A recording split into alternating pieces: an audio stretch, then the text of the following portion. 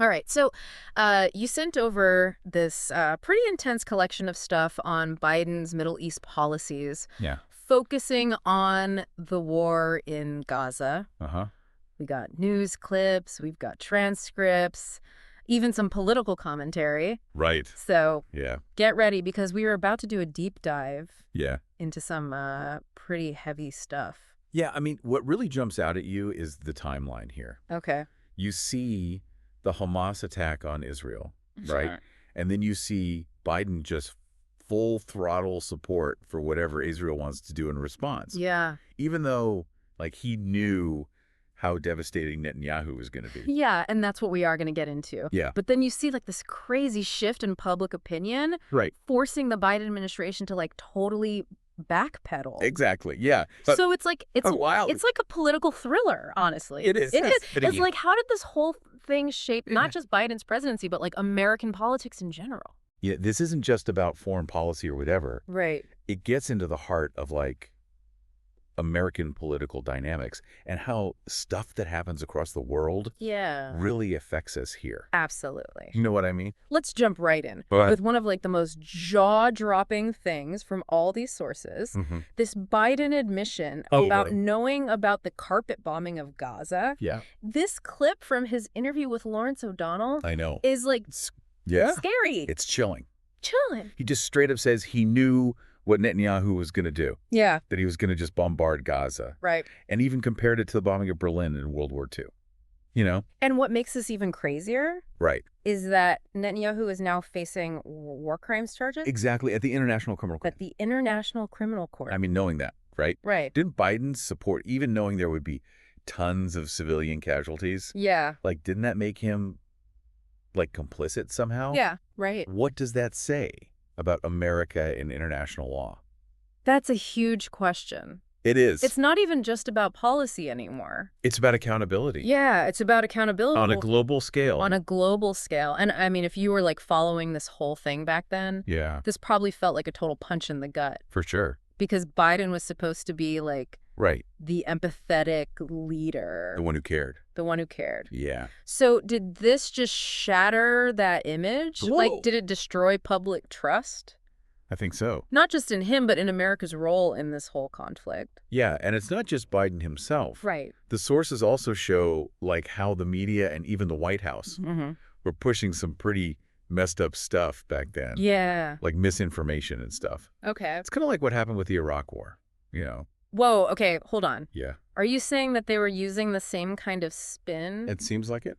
to justify a war that maybe wasn't even based on facts? Well, look at this. Okay. The sources specifically talk about how Biden kept saying this thing What? about terrorists beheading children, What? which the White House later had to say wasn't true, Oh my God. you know? So he was saying stuff that wasn't even true.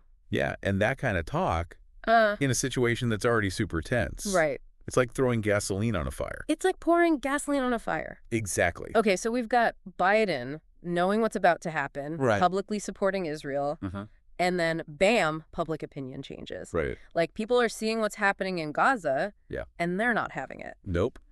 What caused that shift? Well, Was it just the images coming out of Gaza? it was a bunch of things. Okay. At first, the Biden administration was like totally pro-Israel. Okay. Remember what the White House press secretary said I don't remember exactly. about those congresswomen who wanted a ceasefire? Oh, yeah, yeah. She called them, like, wrong and repugnant. Wow. Even disgraceful, Yeah. you know. Harsh. Yeah. But then disapproval ratings start going up. Right. Black pastors start putting pressure on Biden. People from his own administration are quitting in Yeah. protest. Yeah. And then there's this group, the Uncommitted Movement, Right. in Michigan. Yes. And they're making a lot of noise. They were. So who are they and, like, Okay. how did they affect things? The Uncommitted Movement was this group. It was mostly young people and progressives. Okay. And they were, like, fed up with the whole political establishment. Right. They were getting organized in Michigan, Oh. which is super important for Biden. Right. And they were basically saying that his support for what Israel was doing was a deal breaker. Wow. They were going to sit out the election if he didn't change what he was doing. So Yeah. with all of this Yeah. going on, Yeah. Biden finally starts saying he wants a ceasefire. Right. But was he actually concerned about peace? Or was this just like a political move? It's hard to say. I mean, come on. I know. With that whole announcing the ceasefire while eating ice cream on Seth Meyers thing, Yeah, the timing was, it just seems so fake. yeah, the optics were Yeah. questionable for sure. Yeah. But whether he meant it or not, Right. this whole thing shows how powerful public pressure and grassroots organizing can be. Okay. Like, these movements can make even the most powerful people listen. Okay, so that's good. It is. That's like a little bit of hope Yeah, look, a glimmer of hope. in this whole mess. Right. But even with him changing his tone, Yeah. the sources show a big difference between what Biden was saying Right. and what his administration was doing. Uh-huh. He's talking about peace. Right. But at the same time, the U.S. is vetoing ceasefire resolutions at the UN. Yeah.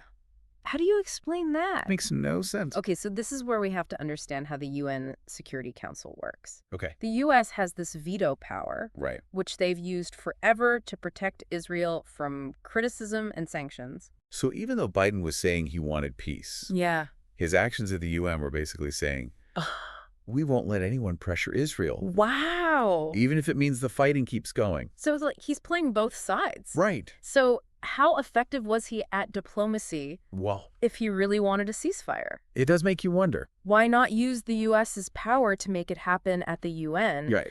And get this, What? sources say that it was Steve Witkoff, No way. a former Trump advisor who actually helped get a ceasefire. Seriously. Yeah, That's got to be embarrassing for Biden's foreign policy team. totally. It really makes you wonder if they even know how to handle this kind of situation Right. and get real results. Yeah, and this isn't just some abstract political game. Exactly. American lives were lost in this conflict. That's right. Sergeant Cassandra Stanley, Yeah. Jacob Flickener, Uh, Aisha Nur, I know. and their deaths were basically ignored Totally ignored. by the media and the Biden administration. It's like they didn't even matter. It's infuriating. It is. Sergeant Stanley was on that temporary peer mission in Gaza. Right. Jacob was a humanitarian aid worker. Yeah.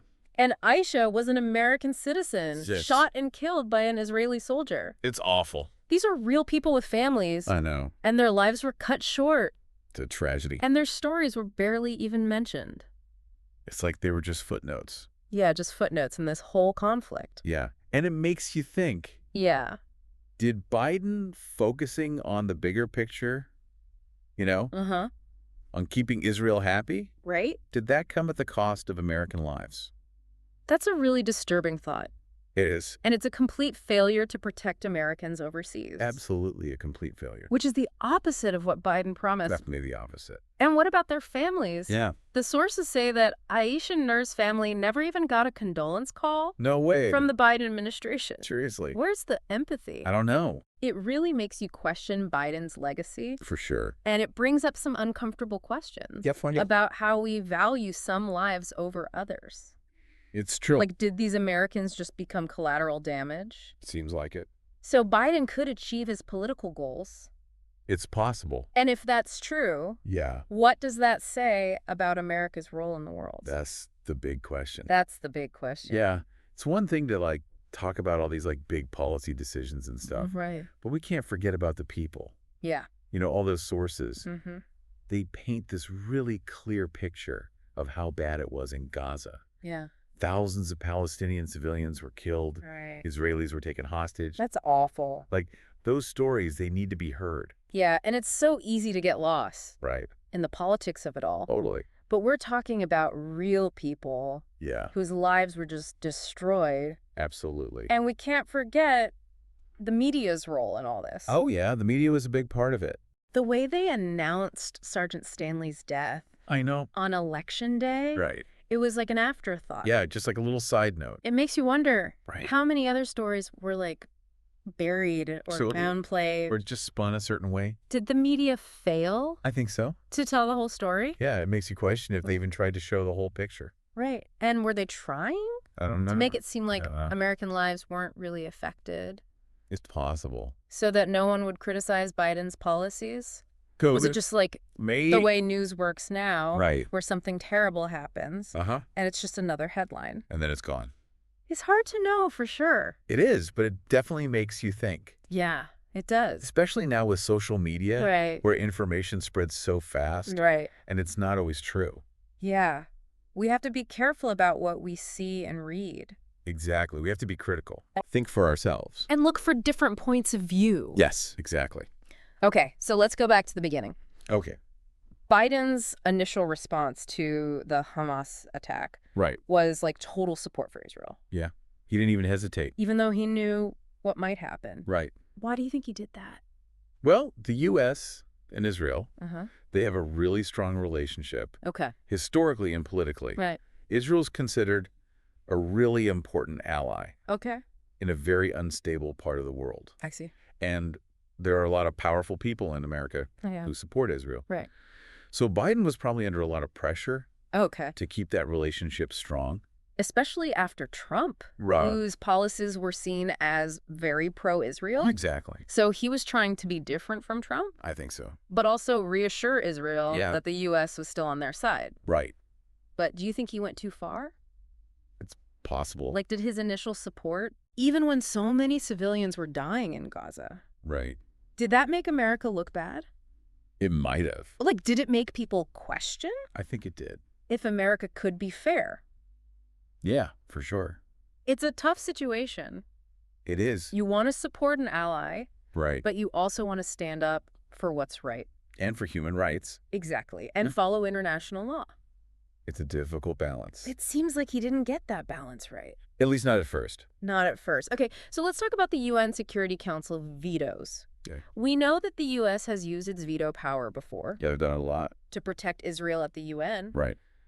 But why would Biden keep doing it? Wow. Especially when he was saying he wanted a ceasefire. It does seem contradictory. It's totally But contradictory. remember, Biden wasn't the only one making decisions. Okay. Netanyahu had his own problems in Israel. Right? And if it looked like the U.S. was pressuring him, Mm-hmm. it could have made things worse for him. So Biden was stuck between a rock and a hard place. Yeah. He wanted to look like a peacemaker, Mm-hmm. but he couldn't upset a key ally Right. or make things even more unstable in the region. Exactly. And don't forget, the U.S. wasn't the only country blocking those ceasefire resolutions. Oh, yeah, that's true. The sources mentioned the U.K., too. Yeah. They were involved, too. So it wasn't just Biden calling all the shots. Right. It was more complicated than that. But that doesn't mean the U.S. is off the hook. No, definitely not. They still have a responsibility to use their power for good. Especially a country as powerful as the U.S. Right. They have a moral obligation to Right. try to create It's peace. to protect people. And a lot of people think Biden didn't do that. I think a lot of people feel that way. So did he make the world a safer place? That's the question, isn't it? That's the question. And it's one that people will be debating for a long time. Yeah, probably. But one thing's for sure. What's that? Biden's policies had a huge impact, Okay. both here in America Uh-huh. and around the world. Okay. They showed how divided we are here. Right. They strained relationships with our allies, Yeah. and they made people question America's role in the world. And in the middle of all this, Yeah. we can't forget about the people. The people whose lives were changed forever. The families who lost loved ones, Yeah. the communities that are trying to rebuild. It's important to remember them. Their voices need to be heard. They do. It's their stories that remind us Right. why peace is so important. Exactly. Why we can't just forget about this conflict. We can't let it fade away. Absolutely not. Mhm. So, as we're wrapping this up, this whole deep dive thing, Yeah. one thing that really hits me What's that? is how complicated this whole issue is. It really is. It's not just like foreign policy or Right. even politics here. It's way bigger than that. It's about history and religion, Yeah. identity and power. It's about, like, what it means to be human. Yeah, exactly. Yeah. And it's about the choices we make. Every single one of us. The choices we make as individuals Yeah. and the choices we make together. That affect the whole world. Exactly. We've talked about Biden's decisions. Yeah. The mistakes he made, Uh-huh. how he tried to deal with this whole mess. Right. But he's just one person. He's just one piece of the puzzle. In this huge story. Right. There are so many other people involved. Governments and organizations, regular people, And they all have their own goals, their own ways of seeing. their own hopes and fears. Absolutely. And then there are all the people Right. whose lives were turned upside down The Palestinians, by this the conflict. Israelis, We're caught in the middle, families ripped apart. communities destroyed, It's heartbreaking. and their voices Yeah. are often drowned out. By all the political noise. But they're the ones Right. who really understand Yeah. Right. what this conflict is all about. They're the ones who are living it. And their stories Uh-huh. should be our guide Yes. as we try to find peace And justice. and create a future Yeah. where violence isn't the answer. A future where things are different. This whole deep dive thing has been a real journey. It has. Not just through history, Right. but through all these different ideas So many perspectives. and emotions. That's been a lot. It's made us question everything. It's challenged us Yeah. to think differently. And it's left us with more questions than answers. I think that's okay, though, Yeah, me too. because realizing how complicated it all is, Right. that's like the first step. It's understanding that there's no easy fix. Yeah, there's no magic solution. It's about accepting that there are different sides to every story Different points of view, and listening to people. even when you don't agree with them. Yeah, even when it's hard. Trying to understand where they're coming from. And never giving up hope Never. that things can get better. Even when it seems impossible. This deep dive has shown us Yeah. that the world is a messy place, It really is. but it's also a place Yeah. full of amazing people People who never give up. who are trying to make things We're better, trying to heal, to build bridges. to make the world a better place. And it's up to each of us Each and every one of us. to decide Yeah. what part we want to play. What kind of impact we want to have. Do we just watch from the sidelines? Or do we get involved? Or do we jump in Do we try to make a difference? and try to change things? Even if it's just a small difference. It's our choice, It really is. and the future depends on it. Future depends on what we do. Thanks for joining us on this deep dive. Thanks for listening. We hope it's made you think And we hope about this really important issue, that you'll keep learning about it. and that you'll keep asking questions. And remember, Because even when things are tough, yeah, there's always hope. there's always hope for a better tomorrow.